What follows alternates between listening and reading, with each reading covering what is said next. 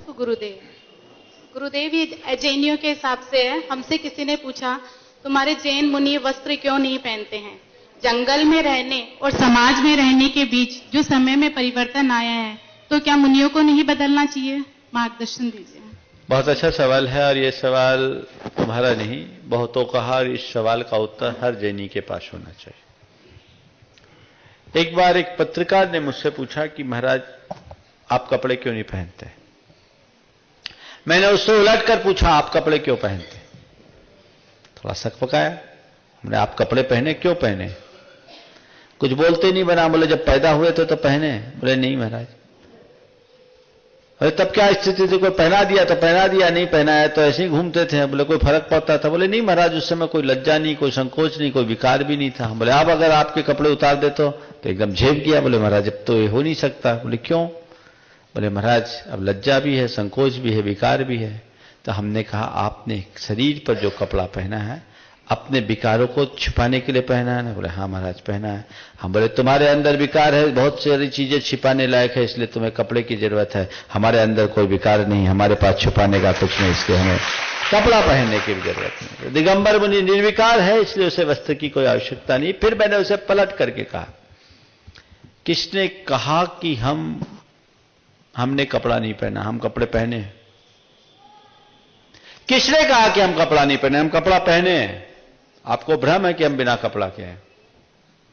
महाराज कुछ दिख तो नहीं रहा। बोले देखोगे तो दिखेगा, इन आंखों से नहीं दिखेगा, मेरे कपड़े अलग है। बोले क्या? बोले हम नग्न नहीं, हम दिगंबर हैं। नग्न तो भोगी विलासी भी होता है, नग्न और दिगंबर में बहुत अंतर है। जो भोगी विलासी हो नंगा है, और दिगंबर जिसने दिशाओं को अंबर यानी वस्त्र बना लिया है। तुम्हारे वस्त्र तंतुओं के बने हैं और हमारे 10 वस्त्र दिशाओं के, हमने दिशाओं को ओढ़ लिया। तुम्हारे कपड़ों का एक माप है, हमारे वस्त्र अमाप हैं।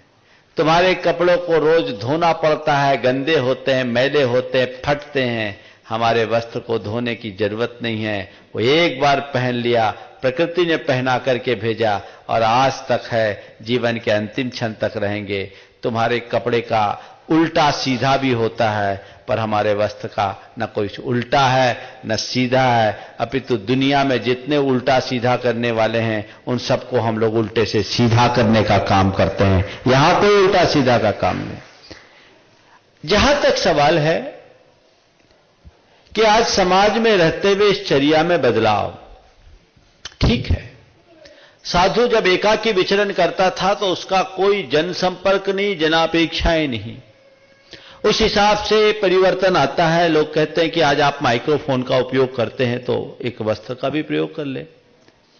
माइक्रोफोन का प्रयोग होता है धर्म की प्रभावना के लिए, इससे बहुजनों को लाभ मिलता है, इसलिए उपयोग करते हैं। आप लोग लगा देते हैं, हम लोग ना नहीं करते हैं।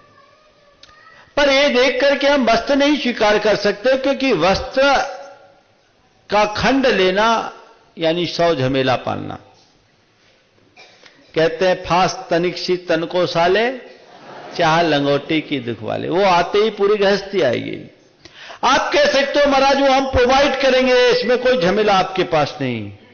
तो मैं आपसे ये कहूंगा कि दिगंबरत्व हमारा वेश नहीं, हमारी साधना है। दिगंबरत्व हमारा वेश नहीं, हमारी साधना है। केवल कपड़े उतार देने का नाम दिगंबर नहीं है। कपड़े उतारने के बाद निर्विकार और सहज स्थिति में बने रहना, यह दिगंबरत्व है, जो कपड़ा स्वीकारने से नहीं होगा।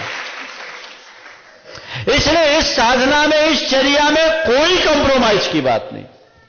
इसमें हम कंप्रोमाइज कैसे करेंगे? यहां किसी भी तरह का कंप्रोमाइज नहीं हो सकता।